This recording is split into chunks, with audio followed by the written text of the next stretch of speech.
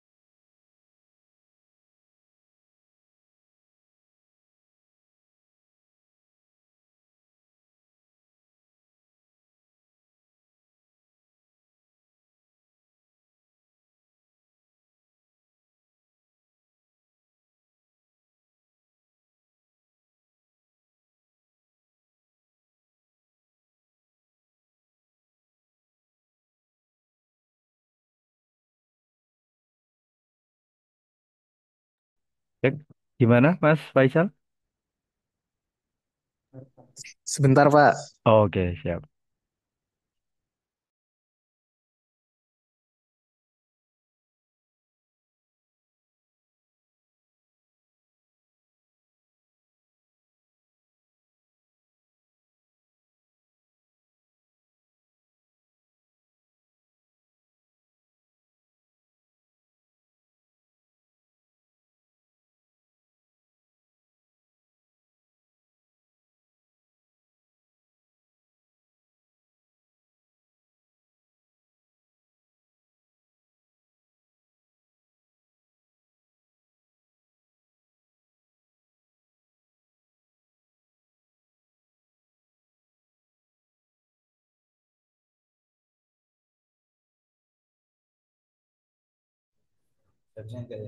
Baik, Assalamualaikum warahmatullahi wabarakatuh.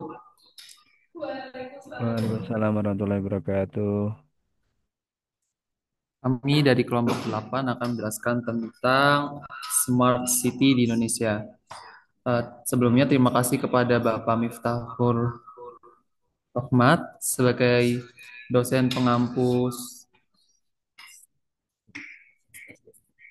STI, Sistem Teknologi Informasi, Dan terima kasih kepada teman-teman sudah mau bergabung di presentasi kami. Perkenalkan, saya Fadli Imanullah dengan NIM akhir 10. Saya Arneo Nakira dengan NIM akhir 9. Saya Bayu Prabowo dengan NIM akhir 28. Saya Ahmad Faisal dengan NIM akhir 13. Saya dengan NIM 10. Baik, kami di sini akan menjelaskan yang pertama yaitu latar belakang dari apa namanya Smart City sendiri. Transformasi Smart City di Indonesia tidak hanya soal teknologi, tapi juga bergantung pada literasi digital. Rendahnya pemahaman, terutama di kalangan pegawai dan masyarakat, menghambat efektivitas sistem seperti SIPD dan e-budgeting. Dampaknya, pelaporan terlambat, data salah, dan potensi manipulasi anggaran. Kajian ini perlu dilakukan untuk melihat dampak literasi digital terhadap transpirasi dan efisiensi keuangan daerah serta mendorong strategi peningkatan kapasitas digital demi mendukung Smart City. Transformasi menuju Smart City di Indonesia bukan hanya soal membangun teknologi yang canggih, tapi juga menyangkut kesiapan masyarakat dan aparatur sipil negara atau bisa dibilang ASN dalam memanfaatkan teknologi tersebut secara efektif. Salah satu aspek penting yang sering kurang mendapat perhatian adalah literasi digital. Literasi digital sendiri berarti kemampuan seseorang untuk memahami, menggunakan, dan memanfaatkan teknologi digital secara tepat. Masalahnya, banyak pegawai dan masyarakat yang belum memiliki pemahaman yang cukup tentang penggunaan sistem digital seperti SIPD, Sistem Informasi Pemerintah Daerah, dan e-budgeting. Akibatnya, proses pelaporan keuangan menjadi tidak optimal, bisa terlambat, terjadi kesalahan, atau bahkan rawan dimanipulasi. Hal ini tentunya menghambat upaya pemerintah untuk menciptakan sistem keuangan daerah yang transparan dan efisien sebagai bagian dari konsep Smart City. Penelitian ini dilakukan untuk mengetahui sejauh mana pengaruh literasi digital terhadap sistem keuangan daerah. Selain itu, penelitian ini juga bertujuan untuk mendorong strategi yang bisa meningkatkan kemampuan digital baik untuk ASN maupun masyarakat umum demi mendukung terwujudnya Smart City yang sebenarnya. Baik, saya selanjutnya akan dijelaskan oleh Ahmad Faisal.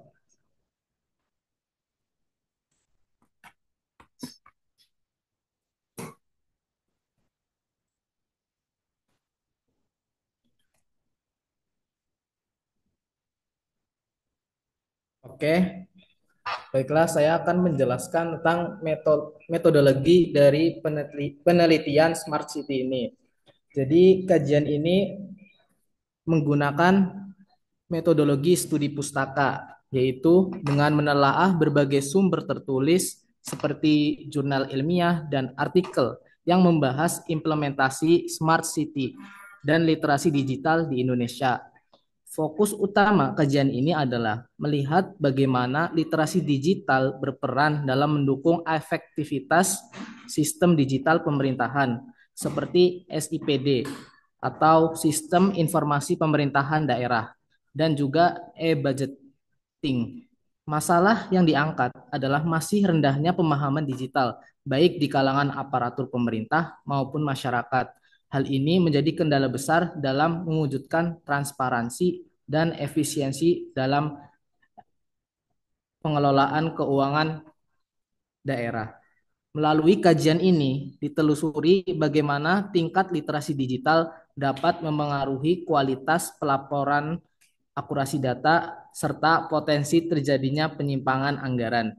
Selain itu, kajian ini juga membahas berbagai strategi yang sudah diusulkan atau dijalankan untuk meningkatkan kapasitas digital, khususnya dalam rangka mendukung transformasi menuju Smart City di Indonesia. Baiklah, sekian dari saya. Saya kembali ke moderator.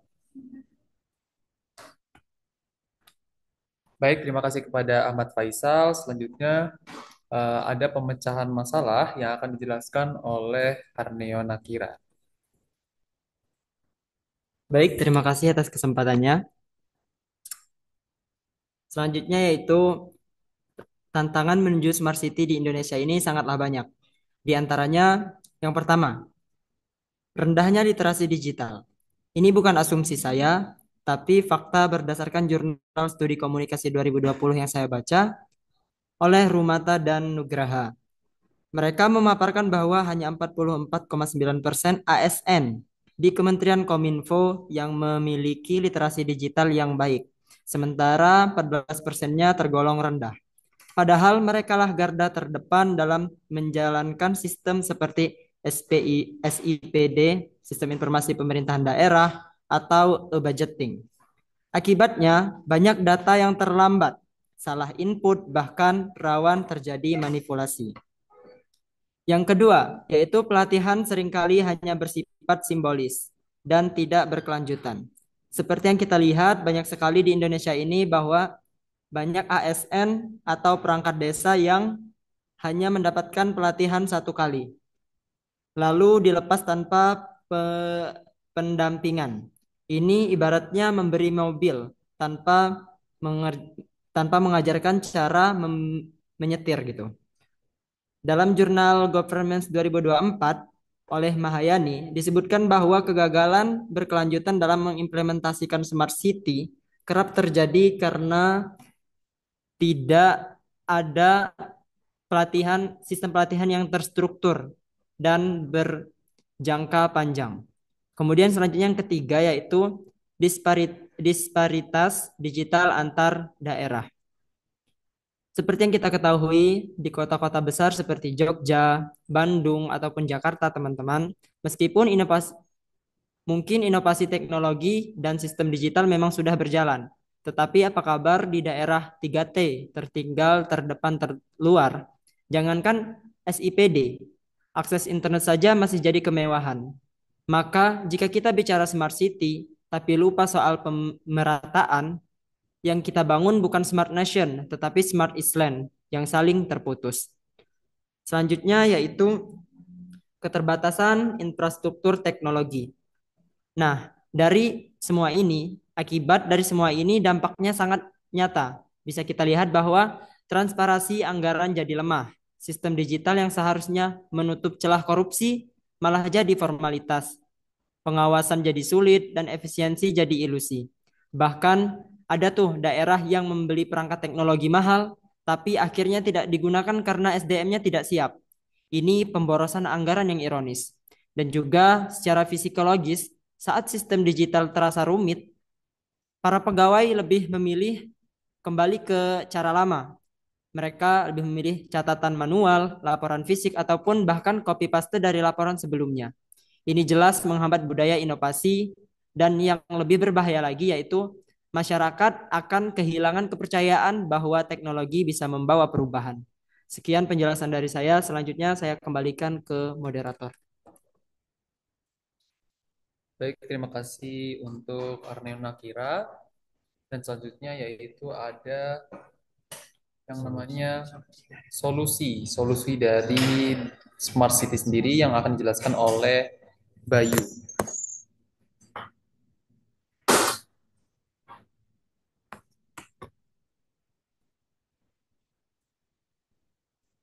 Oke, ada beberapa solusi yang kami tawarkan untuk mendukung optimalisasi sistem digital dalam pengelolaan keuangan. Yang pertama ada pelatihan rutin dan terstruktur bagi ASN. Langkah ini penting untuk mendukung optimalisasi sistem digital. Langkah ini penting untuk terus meningkatkan kemampuan para aparatur sipil negara dalam mengoperasikan sistem digital keuangan. Yang kedua, ada penguatan infrastruktur dan akses teknologi. Kita tidak bisa berbicara tentang digitalisasi tanpa memastikan bahwa infrastruktur penunjang tersedia. Karena itu, penyediaan jaringan internet yang stabil dan perangkat teknologi yang memadai harus menjangkau seluruh wilayah, termasuk daerah terpencil. Yang ketiga, ada evaluasi dan monitoring yang transparan. Pemanfaatan sistem digital juga perlu diawasi secara berkala. Evaluasi dan monitoring ini dilakukan secara transparan agar kita bisa memastikan bahwa sistem tersebut benar-benar digunakan secara sesuai dengan tujuannya. Yang keempat, memberikan edukasi kepada masyarakat dan pegawai. Penting untuk meningkatkan kesadaran dan pemahaman, baik di kalangan masyarakat maupun pegawai, tentang pentingnya literasi digital. Dengan pemahaman yang lebih baik, partisipasi dan dukungan terhadap sistem digital dalam pengelolaan keuangan publik juga akan semakin kuat. Sekian, terima kasih. Saya kembalikan ke moderator. Baik, terima kasih kepada Saudara Bayu. Selanjutnya yaitu ada yang namanya kesimpulan yang akan dijelaskan oleh Awang Sucipto.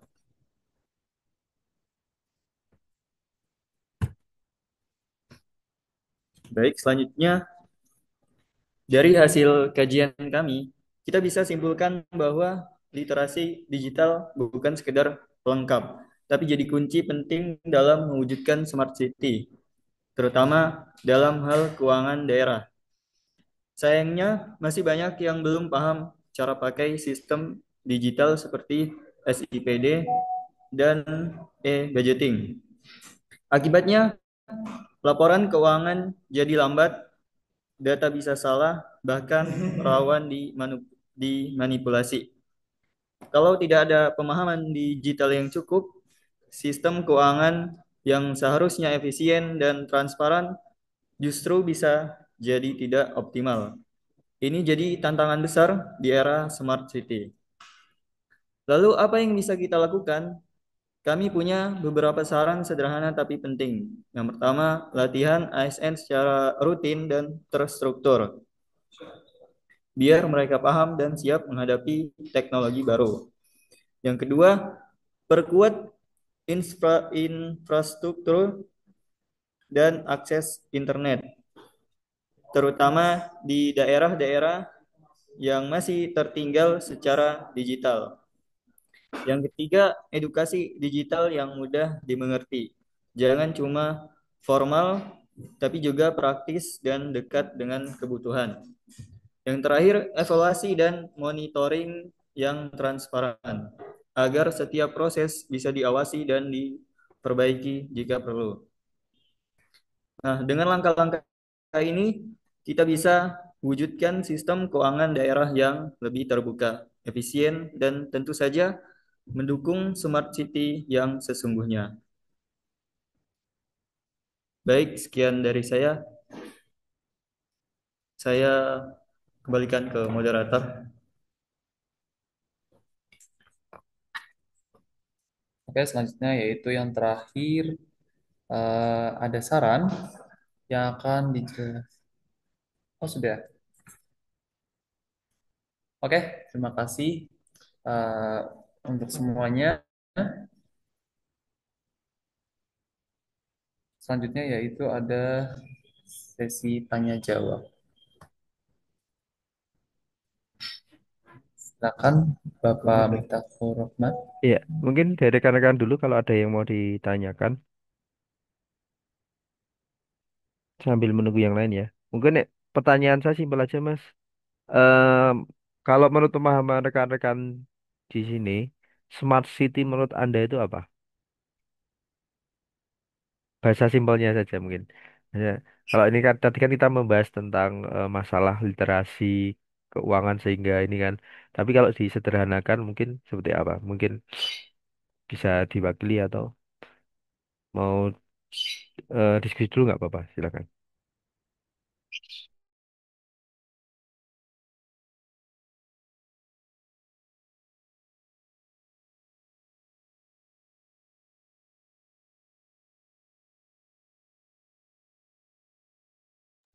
Oke, baik Pak, terima kasih.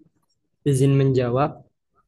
Menurut pemahaman saya, Smart City itu adalah konsep kota yang menggunakan teknologi informasi komunikasi, yaitu TIK, seperti internet, sensor, dan sistem digital lainnya untuk meningkatkan kualitas hidup masyarakat di perkotaan itu dan untuk mengefisiensi pelayanan publik demi keberlanjutan kota tersebut. Mungkin dari teman-teman. Oke, siap. Oke, makasih Mas atas jawabannya. Jadi poinnya di sana ya. Berarti ada pemanfaatan teknologi yang bermanfaat untuk masyarakat gitu ya. Jadi kalau kita berbicara masyarakat, masyarakat itu kan punya lingkungan ya, punya lingkungan, terus ASN selaku apa ya istilahnya apa ya yang mengelola pemerintah itu juga ada komunikasi dengan masyarakat. Itu kan namanya komunikasi publik ya. Nah, komunikasi publik itu biasanya ya masyarakat bisa datang ke kantor atau mungkin ada layanan digital untuk kayak misalkan konsultasi, pengaduan atau mungkin semisal sederhananya kalau teman-teman ngurus KTP itu kan datang ke kantor pelayanan untuk ngurusin Dukcapil ya, seperti itu. Nah, itu semua kan berbasis teknologi. Nah, untuk mewujudkan smart city, kota yang smart itu ini saya nambahin aja ya. Intinya adalah kota tersebut harus paham permasalahan kota tersebut apa gitu ya. Semisal kalau Jogja pengen menjadi smart city ya permasalahannya apa? Sampah gitu ya. Bagaimana agar sampah ini bisa diselesaikan. Berarti smart city masing-masing kota itu beda. Semisal kayak misalkan kalau di daerah Jawa Barat misalkan kemacetan sama banjir atau mungkin di ibu kota gitu ya. Itu masalah banjir juga dan yang lain. Jadi masing-masing harus punya solusi. Nah, eh setiap dinas itu biasanya punya suatu sistem atau teknologi informasi, tapi terkadang tidak saling terhubung gitu ya. Sebagai contoh, semisal BPS dengan kesehatan itu agar bisa menjadi apa ya data yang saling bermanfaat atau apa istilahnya dinas kesehatan bekerja berdasarkan data itu harus saling terhubung gitu ya. Artinya sederhananya adalah Smart City itu intinya adalah sinergi antar beberapa dinas agar memberikan layanan yang optimal kepada masyarakat. Ya entah itu jadi layanan publik, komunikasi antar lembaga dan sebagainya gitu ya. Seperti itu. Nah, terus apa kaitannya dengan keuangan gitu ya? Keuangan kita itu kan juga ada gini. Jadi kalau di tiap, misalkan kita berbicara kabupaten, itu ada instansi yang ngelola keuangan, namanya Badan Pengelolaan Keuangan Daerah. Nah, itu apa? Tugasnya, dia mencatat kayak pemasukan yang masuk ke daerah, misalkan di Kabupaten Sleman. Ya, berarti pemasukan Sleman itu dari mana sih? Dari retribusi, dari pajak restoran dan sebagainya. Nah, itu kan harus di, apa namanya? Bisa dirangkum atau dihasilkan laporan yang akurat. Selanjutnya dari laporan yang akurat itu apa? Untuk membiayai atau untuk mengalokasikan untuk keperluan yang positif juga. Berarti kan perlu eh, penerapan teknologi yang benar. Di samping itu, kalau misalkan orang mau membayar, itu juga harus bisa terhubung. Semisal ya bisa pakai QRIS, bisa mudah pembayarannya seperti itu ya. Itu gambarannya kalau di bidang keuangan. Kalau yang teman-teman ambil tadi itu terkait dengan literasi gitu ya. Literasi mungkin kalau untuk masyarakat masih minim, tapi kalau untuk ASN saya rasa saat ini sudah mengalami peningkatan gitu ya. Jadi saat ini ASN kita itu cukup bagus ya. Maksudnya dari seleksi dan sebagainya itu ASN kita itu sekarang sudah mengganti ASN yang mungkin zaman dulu itu mungkin belum terlalu bagus ya. Sekarang udah bagus. Sekarang permasalahannya adalah bagaimana bersinergi seperti itu sih. Oke, itu tambahan aja ya untuk kelompok ini biar menambah-nambah materi Smart City karena di pertemuan sebelumnya tidak saya bahas tapi kita bahas sekilas di sini. Mungkin itu kalau kalau ada yang mau disampaikan atau ada yang ditanyakan boleh di penghujung sesi terakhir ini. Oke, kalau enggak mungkin boleh ditutup, Mas, untuk Baik, presentasinya. Pak. Baik, terima kasih atas tambahannya. Semoga bermanfaat untuk kita semua. Selanjutnya, bagi teman-teman yang lain, apakah ada pertanyaan ataupun sanggahan yang bisa dipaparkan ke kita semua?